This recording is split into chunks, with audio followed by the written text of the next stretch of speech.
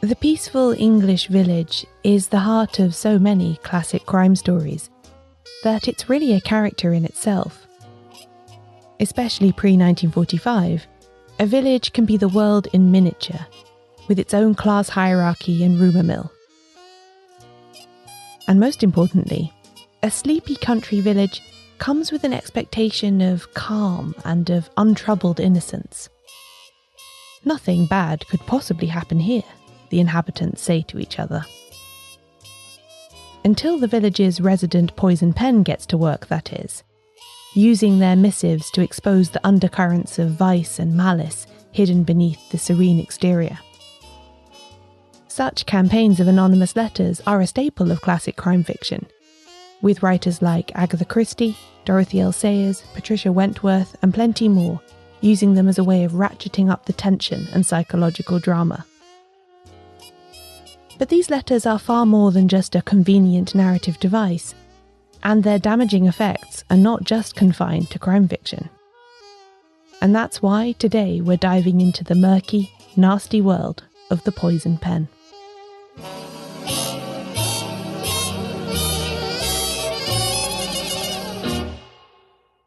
Welcome to Shedunnit. I'm Caroline Crampton.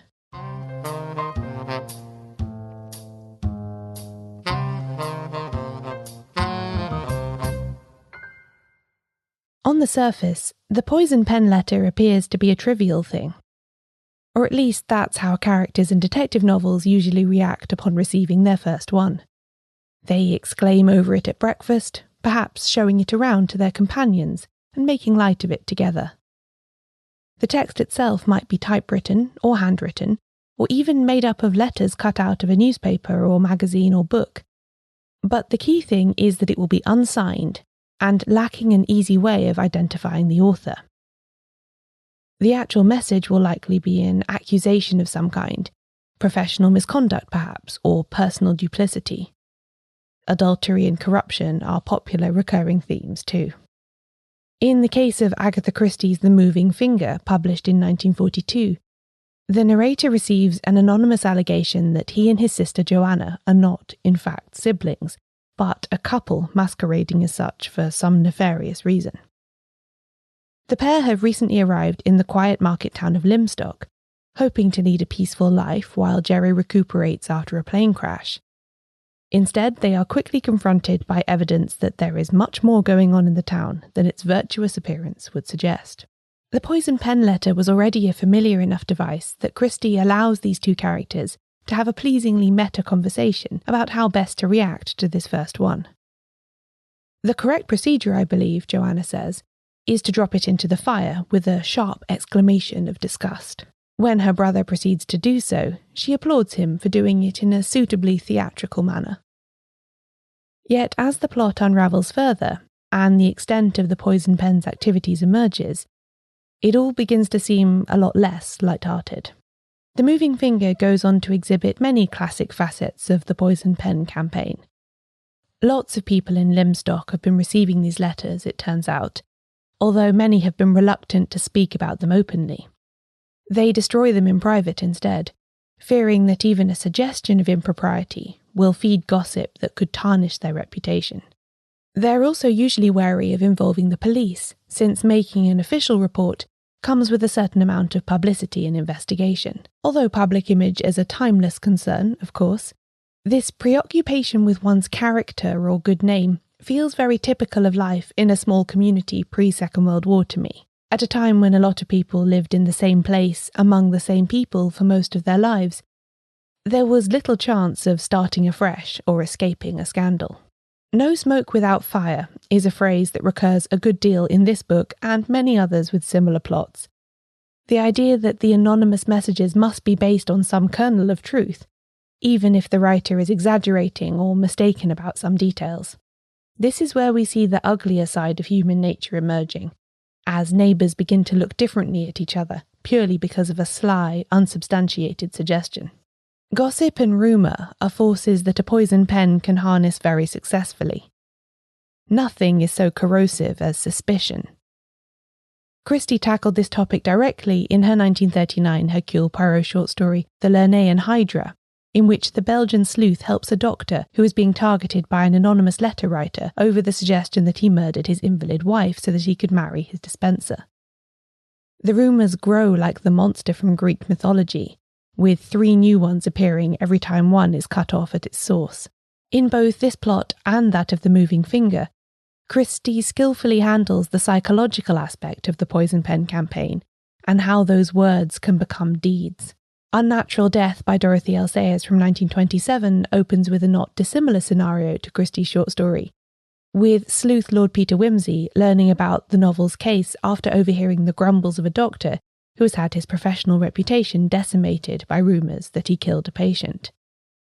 And E.C.R. Lorrock's 1949 book Policeman in the Precinct contains another good example of how powerful ill feeling can become, because it features the murder of a small community's malicious gossip, Mrs. Maiden. It's true she didn't commit her unkind insinuations to paper, but the sneaky verbal allegations she makes have a similar effect to poison pen letters. Those unpleasant but seemingly harmless missives that get tossed on the fire in disgust are a manifestation of dark, violent impulses, which will twist and grow if left unchecked. That's the psychological appeal of the poison pen letter writer to the detective novelist. It's a way of threading something really horrible through a seemingly bucolic setting, and that can allow for interesting interplay between motive and character. But that's not the only reason why poison pens make regular appearances in detective fiction. There are practical points about these letters too, which allow a writer to give their sleuth some good old-fashioned clue-following to do. At first glance, an anonymous letter might seem like a clueless crime. That is, after all, what the writer intends, and they will have taken precautions to avoid detection. By the time the golden age of detective fiction dawned, the criminological implication of fingerprints was pretty well known, so the writer would wear gloves as a matter of course. Further forensic investigation was still in the future, though, so they need not worry unduly about skin particles or saliva. The composition of the letter itself, though, can be revealing in its obscurity, depending on where the cut-out letters were sourced from, or if the typewriter can be traced via some typographical idiosyncrasy. I like Christie's little flourish in The Moving Finger of selecting a dreary book of sermons as the poison pen's raw material. It's clever both because it's a book nobody was likely to look in regularly, and also because the book's moralising content feels very appropriate to its refashioned form. Handwriting, too, can be recognised or analysed, although I think modern investigators are less inclined than Golden Age writers to consider graphology a reliable source of evidence. However, this matters little in stories where the real frisson of the poison pen plot stems from the fact that the perpetrator is known to the victims, among us, all along. I think some of the best practical investigation techniques for a poison pen plot are to be found in The Mystery of the Spiteful Letters by Enid Blyton, first published in 1946. Yes, this is a book aimed at younger readers. It's part of Blyton's 5 Find Outers series, which she wrote from 1943 to 1961, and which all feature the crack sleuthing team of Larry, Fatty, Pip, Daisy, Betts and Buster the dog. But it's also a great poison pen mystery, and one that easily holds its own against plenty of stories aimed at adults. The 5 Find Outers are drawn into this poison pen mystery after Gladys, the housemaid at Pip and Betts's home, receives a letter revealing supposedly shameful information about her upbringing, which in turn causes her to resign from her job. Feeling that this is unfair, the 5, and Buster, set out to track down who is sending nasty anonymous communications. A classic concealment job has been done on the posting of these letters by sending them from a nearby town, so the 5 focus their attention on the logistics of this in order to narrow down the suspects. The bus doesn't run very often, so who could have caught it and still post the letter in time for the midday collection? It's a method that much older sleuths would do well to remember. When you know how, you know who.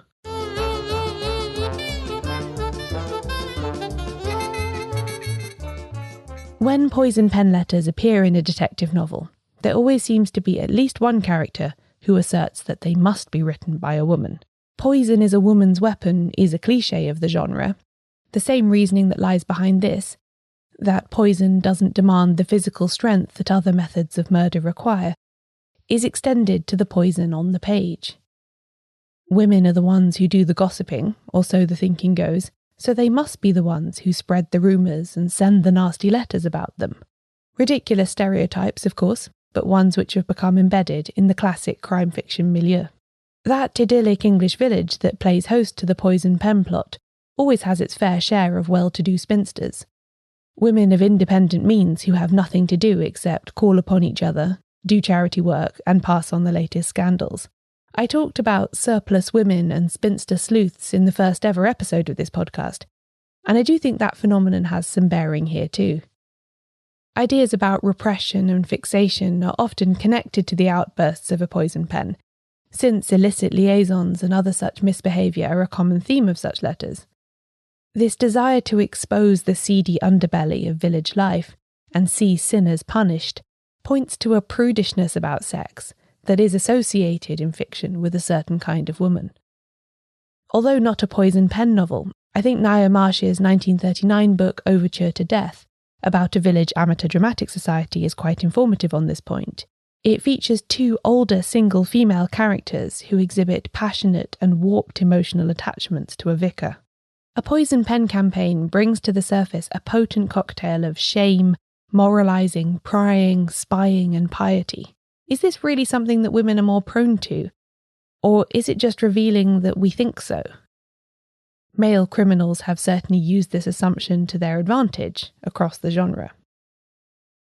Dorothy L. Sayers tackled this issue head-on with her 1935 novel Gaudy Night, which is set in an Oxford women's college and features a long-running poison pen campaign by an unknown person from within the institution. From the moment that recurring Sayers character Harriet Vane is asked to undertake the investigation discreetly as a former student, she grasps the reputational damage this story would do to the college if it got out. Soured virginity, unnatural life, semi-demented spinsters, starved appetites and suppressed impulses, unwholesome atmosphere. She could think of whole sets of epithets, ready-minted for circulation, Sayers writes. The novel is a whodunit, but it's a discursive one that spends plenty of time debating all sides of the problem as well, as perhaps is apt for an academically minded mystery. Women's education at Oxford was still a relatively new concept at the time of writing, with Sayers having been among the first cohort of women graduates to receive their full degrees herself in 1920. Many of the poison pen's efforts are aimed at undermining this newly minted status via references to harpies and crude representations of celibate repressions. The status of the independent academic woman who pursues her aptitude for scholarship rather than adopting the traditional roles of wife and mother is still a precarious one. As the warden says, on the question of women's education, even in Oxford, we still encounter a certain number of people who maintain their right to disapprove. Class plays a role as well as gender, with much debate about whether any of the college servants would have the vocabulary or the inclination to berate the dons in Virgilian hexameters. This comes up a fair bit in poison pen mysteries, actually. In The Moving Finger, Mrs. Cleet, a local wise woman and the wife of a village gardener, is accused amid questions over whether she is literate enough to be the true author of the anonymous letters. These presumptions often make for a useful smokescreen when the purpose of the poison pen campaign is actually to victimise one individual under the cover of terrorising a whole community. A writer who is genuinely unbalanced might send letters indiscriminately. A criminal impersonating a poison pen will be much more deliberate about it. In Gaudy Night, as the poison pen is able to continue terrorising the college unchecked, Harriet sinks deeper and deeper into the psychological mire of the case, and with good reason, because Sayers develops the connection between vicious words and vicious deeds very ably, as the tension in college rises. A suicide is attempted, a common development in the poison pen mystery, as the poisonous missives do their work upon a receptive mind. Something similar happens in Patricia Wentworth's 1955 novel Poison in the Pen. It's a suspected suicide that results in spinster sleuth Miss Silver being called in to investigate the poison pen outbreak in the village of Tilling Green. The parallel between anonymous letters and the notes sometimes left behind by suicides is neatly drawn. It all comes down to the words.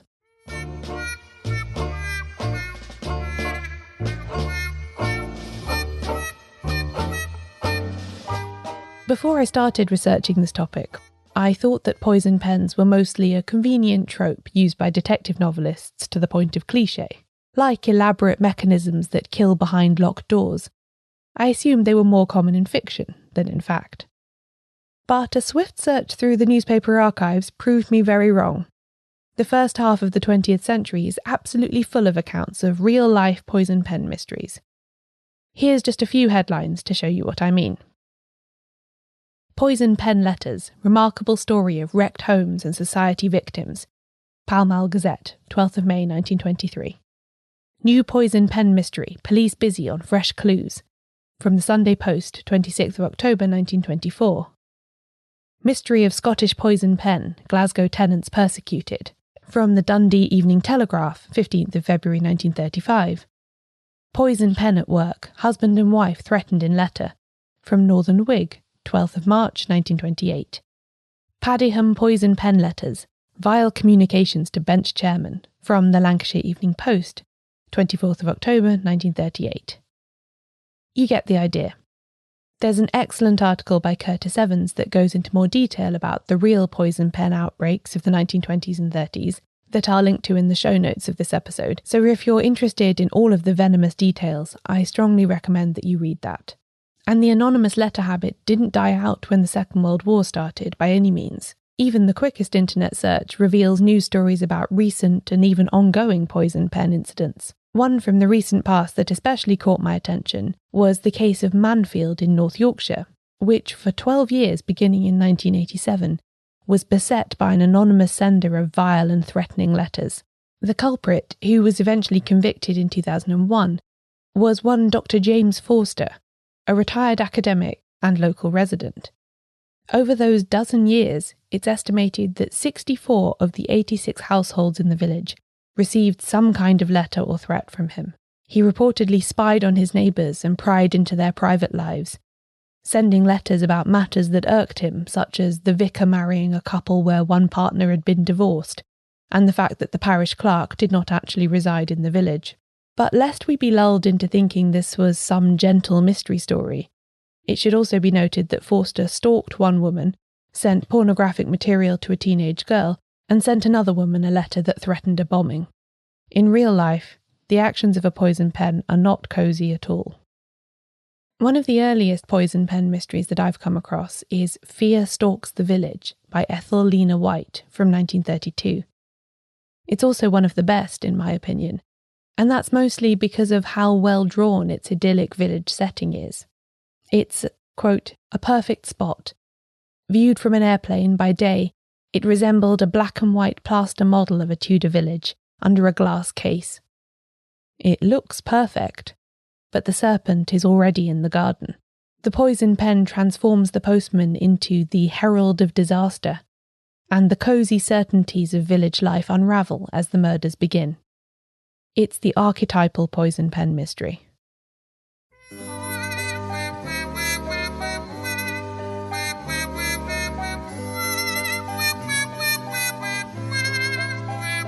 The popularity of the poison pen as a plot device coincides neatly with the golden age of detective fiction, peaking in the years between the First and Second World Wars.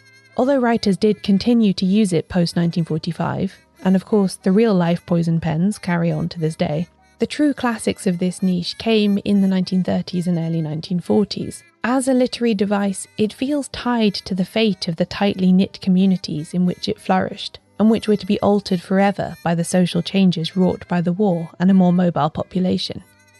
After 1945, everybody no longer knew everybody.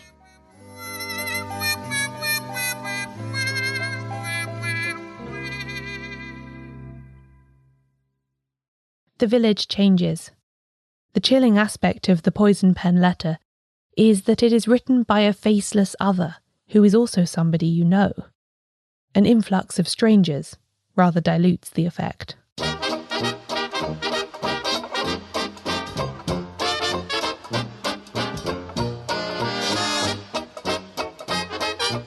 This episode of Shedunnit was written, narrated and edited by me, Caroline Crampton.